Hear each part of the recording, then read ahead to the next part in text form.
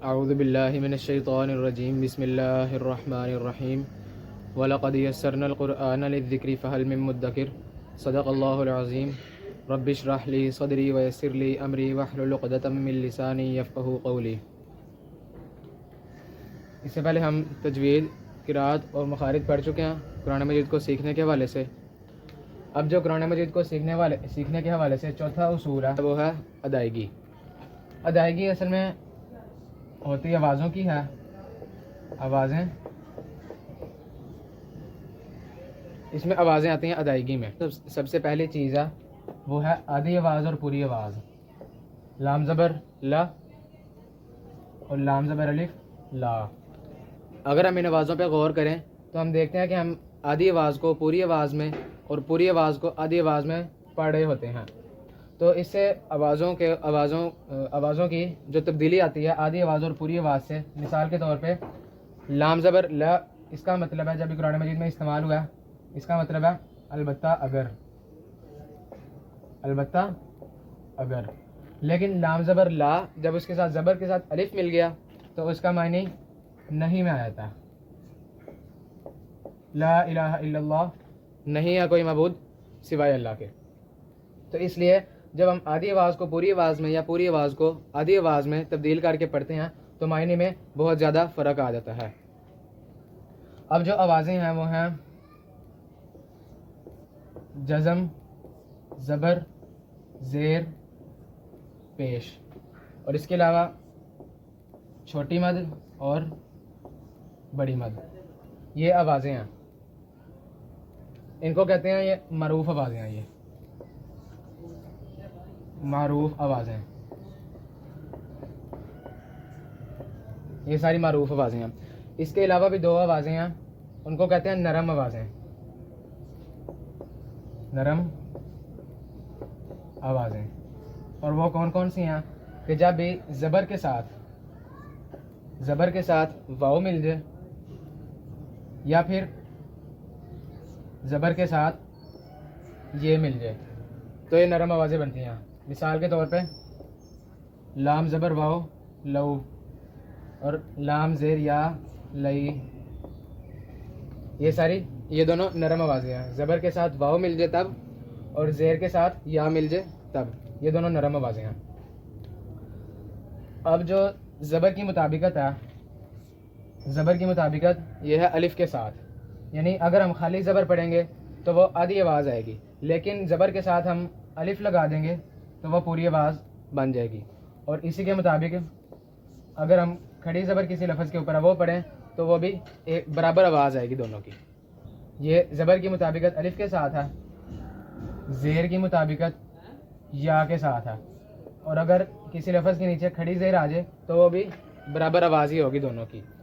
اسی طرح جو پیش کی مطابقت ہے وہ ہے واؤ کے ساتھ، اور کسی لفظ کے اوپر الٹی پیش آ جائے تو وہ دونوں آوازیں بھی برابر ہی ہوں گی، وہ دونوں آوازیں بھی برابر ہوں گی۔ اب جو جزم کی آواز آتی ہے، جزم کی آواز وہ آدھی آواز سے بھی کم ہوتی ہے۔ مثال کے طور پہ جو پوری آواز ہے، پوری آواز یہ پوری ہوتی ہے، اور جو آدھی آواز ہوتی ہے اس کا 1/2 ہوتی ہے۔ آدھی آواز ہوتی ہے 1/2 ہوتی ہے، لام زبر لا، لام زبر الف لا، اور جو جزم ہوتی ہے وہ پوری آواز کی 1/4 ہوتی ہے، یعنی اس کا چوتھا حصہ ہوتی ہے۔ مثال کے طور پہ اگر ہم اس کا مخرج نکالنا چاہتے ہیں تو ہم ایک لفظ لکھ کے اس کے اوپر جزم دیں اور اس سے پہلے الف لگا دیں تو یہ بنے گا ات، ات، اس طرح۔ اگر ہم اس کو کہیں زبر لگا دیں تا کے اوپر تو یہ بنے گا تا، آدھی آواز ہے، اس کا بھی آدھا ہوگا تو جزم کی آواز بنے گی ات، ات، اس طرح بنے گی آواز جزم کی۔ تو یہ تھی جزم کی آواز۔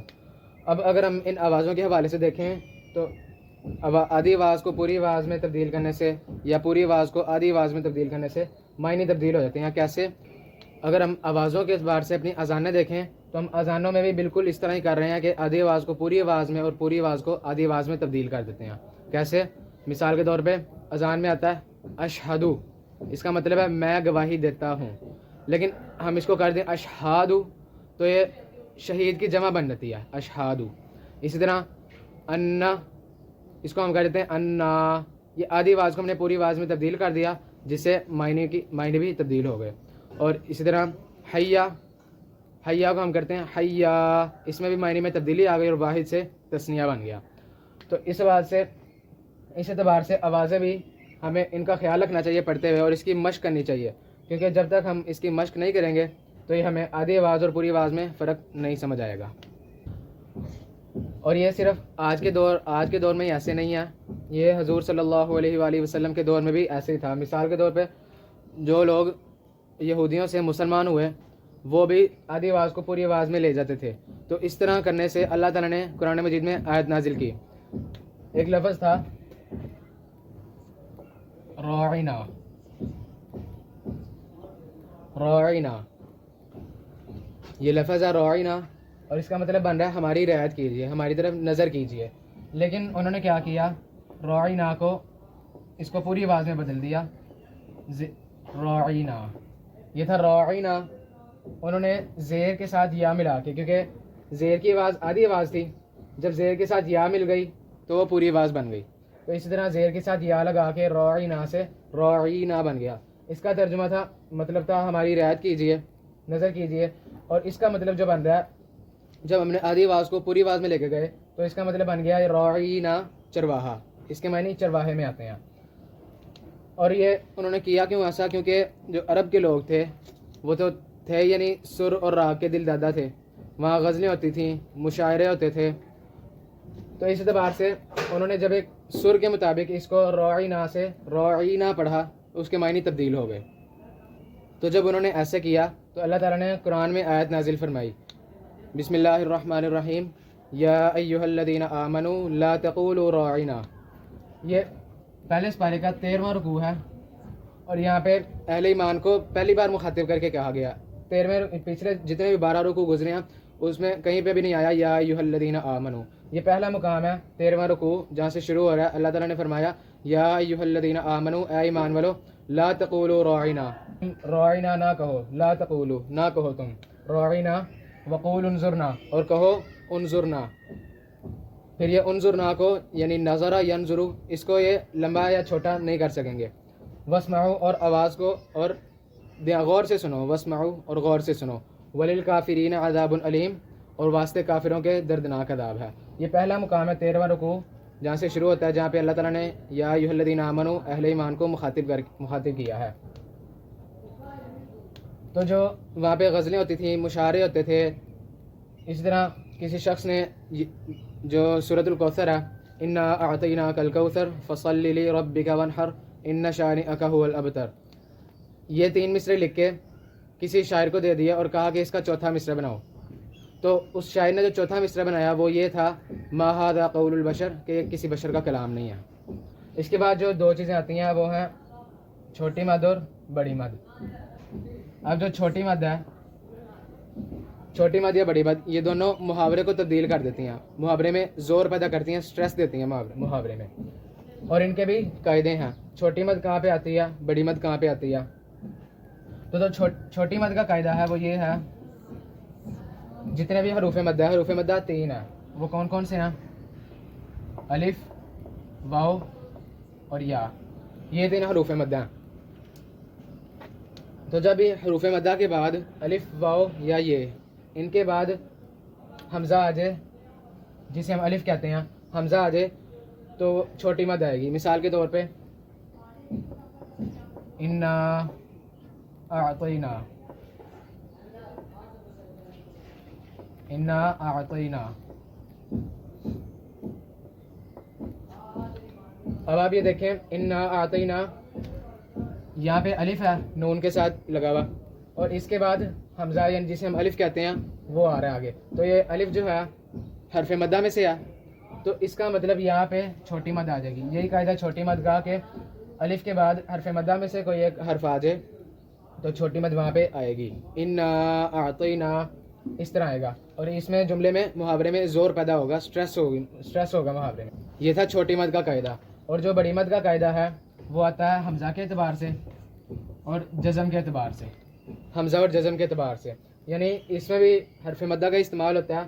حرف مدہ کے بعد, ان تینوں کے بعد اگر حمزہ یا جزم آ جائے, ان دونوں میں سے کوئی ایک آ جائے تب بڑی مد آئے گی. مثال کے طور پہ من السماء,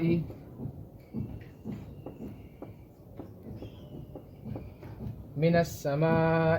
اب آپ یہاں پہ دیکھیں الف حرف مدہ, اس کے بعد حمزہ لگ گیا, تو اس کا مطلب یہ یہاں پہ بڑی مد آئے گی, چونکہ یہاں پہ بڑی مد کا قاعدہ لگ رہا ہے, تو یہاں پہ بڑی مد آ گئی. من السماء, آگے بھی آ رہا ماء, یہاں پہ بھی بڑی مد آ گئی کیونکہ آگے حرف مدہ کے بعد پھر حمزہ لگ گیا تھا, ماء. اور جو جزم کے مطابق ہے وہ ہے, مثال کے طور پہ قرآن میں آیا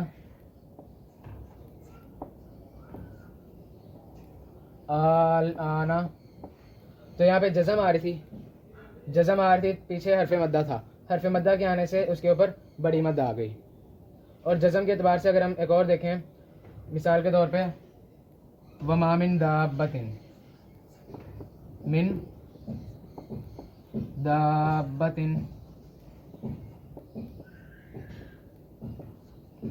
یہاں پہ بھی بڑی مد آئی ہوئی ہے, حالانکہ آگے جزم یہ شد ہے. تو اس کا کیا قاعدہ ہے, یہ اصل میں یہ بھی جزم ہی ہے, کیونکہ شد اس طرح آتی ہے. مثال کے طور پہ ایک لفظ لکھا الف زبر با اب, اور آگے ہم لگا دیں با زبر با, تو یہ جب جزم کے بعد جہاں پہ بھی شد آتی ہے ہم اس کو دو حرکات سے پڑھتے ہیں, پہلے جزم والی آواز اور دوسرا اس کی حرکت کے مطابق, تو یہ بنے گا اب با. الگ الگ پڑھیں تو اس طرح بن رہا ہے, اور اگر ہم ملا کے پڑھیں تو بنے گا اب با, بالکل اس طرح کی اس کی آواز آ جائے گی, اب با. تو اس کا مطلب یہ جو یہاں پہ جزم ہے اس میں بھی, یہاں پہ جو شد ہے اس میں بھی ایک جزم آ رہی ہے اور ایک اس کی حرکت جو کہ زبر ہے, جس طرح یہاں پہ آ رہی تھی اس طرح آ رہی ہے, اس لیے یہاں پہ بھی بڑی مد آ گئی کیونکہ یہاں پہ آگے جزم آ رہی تھی اس طرح کر کے. تو یہ جو چھوٹی مد ہے اس کو کہتے ہیں مد منفصل کیونکہ یہ الگ آتی ہے, اور جو بڑی مد ہے اس کو کہتے ہیں مد متصل کیونکہ یہ جڑ کے آتی ہے. اور آوازوں کے اعتبار سے اگر ہم دیکھیں تو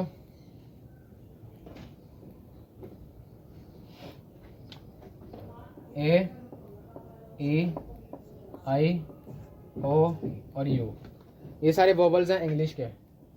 تو جو آواز کے اعتبار سے ہم دیکھیں تو پیش کی آواز جو ہے وہ یو سے ملتی ہے, پیش کی آواز یو سے ملتی ہے, اور جو زیر کی آواز ہے وہ ای سے ملتی ہیں, ای سے ملتی ہے زیر کی آواز. یعنی جہاں پہ بھی ہم پیش دیکھیں گے قرآن مجید میں وہاں پہ ہم یو کی آواز نکالیں گے, اور جہاں پہ ہم زیر دیکھیں گے وہاں پہ ای کی نکالیں گے. اس کو کہتے ہیں طریقہ معروف اور طریقہ مجہول. طریقہ معروف اور مجہول کسے کہتے ہیں, کسی زبان کو اسی زبان کے لہجے میں پڑھنا, اس کو کہتے ہیں معروف طریقہ, یعنی معروف طریقے سے ہم پڑھیں ہیں. لیکن اگر ہم کسی زبان کو دوسری زبان کے لہجے میں پڑھیں اس کو کہتے ہیں مجہول طریقہ.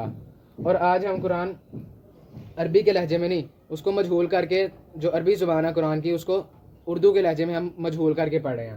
مثال کے طور پہ ہم یو کی جو پیش کی آواز ہے اس کو ہم او کی آواز میں تبدیل کر دیتے ہیں, او سے او کر دیتے ہیں, اور جو زیر کی آواز ای کی آواز ہے اس کو ہم اے میں تبدیل کر دیتے ہیں. مثال کے طور پہ الحمد اور للہ, الحمد للہ, ہم نے دیکھا یہاں پہ پیش آ رہی ہے تو ہم نے یو کی آواز نکالی الحمد, یو کی آواز, اور یہاں پہ زیر آ رہی ہے تو ہم نے ای کی آواز نکالی للہ ہی. لیکن ہم اس کو یو کو اگر او میں لے جائیں, ای کو اے کی آواز میں لے جائیں, یعنی معروف کو مجہول طریقے سے پڑھیں جیسے ہم اردو زبان میں اب قرآن پڑھتے ہیں, تو یو کو جب او میں لے کے جائیں گے تو بن جائے گا الحمدو سے الحمدو, او کی آواز آ جائے گی بیچ میں اور یہ مجہول بن جائے گا. تو اس طرح ہم آج قرآن پڑھ رہے ہیں اپنے اردو زبان کے لہجے میں, جو کہ بالکل غلط ہے. اس طرح ای کی آواز کو جب اے میں ہم لے کے جائیں گے للہ سے للہ, تو ایسے آج کل دیہات میں بہت پڑھا جاتا ہے, یعنی مجہول طریقے سے. الحمدو یو کو او میں اور زیر کو ای کو اے کی آواز میں, الحمد للہ, اور پڑھا مجہول طریقے سے کیسے پڑھا جاتا ہے الحمد للہ, تو یہ طریقہ بالکل غلط ہے. اسی طرح اگر آج ہم دیکھیں تو بہت سے لوگ ایسے کہہ رہے ہوتے ہیں اللہم صلی علی, یہ دیکھیے اللہم لفظ گیا کیونکہ یہاں پہ زیر آ رہی ہے, تو زیر کی آواز کس کی ہے, ای کی آواز, لیکن ہم اس کو اے میں تبدیل کر دیتے ہیں, ای سے اے میں. اصل لفظ کیا ہے؟ صلی، اللہم صلی. ہم اس کو کہتے ہیں اللہم صلی، اللہم صلی علی، اللہم صلی علی. ہم اس طرح پڑھ دیتے ہیں. لیکن جو صحیح لفظ ہے اللہم صلی علی، لام کے نیچے زیر ہے، تو اس کو مجہول پڑھنے کے بجائے ہم معروف میں ہی پڑھیں گے جس میں ای کی آواز آئے گی. اسی طرح جہاں پہ پیش ہوگی وہاں یو کی آئے گی، او کی نہیں آئے گی. تو یہ طریقہ مجہول بن جائے گا. جیسے ہم اردو میں کہتے ہیں دے دو، یہ مجہول آوازیں آ رہی ہیں، اس میں مجہول ہیں. لیکن عربی میں اے اور او کی آواز نہیں ہے. جو پیش کی آواز ہے وہ یو کی ہی ہے اور یو کی او میں تبدیل نہیں ہوتی. اور جو زیر کی آواز ہے وہ ای کی ہے اور وہ اے میں تبدیل نہیں ہوتی. تو یہ تھا قرآن مجید کو پڑھنے کے حوالے سے چوتھا اصول ادائیگی. تو اگر ہم اس کی مشق کرتے رہیں گے، مشق اس کی، تو ہم اس کو آوازوں کو اچھی طرح قرآن مجید میں پڑھ سکتے ہیں قرآن مجید کو. تو اللہ تعالیٰ ہم سب کو پڑھنے، سیکھنے، سمجھنے اور قرآن مجید کو سمجھنے کی توفیق و طاقت عطا فرمائے.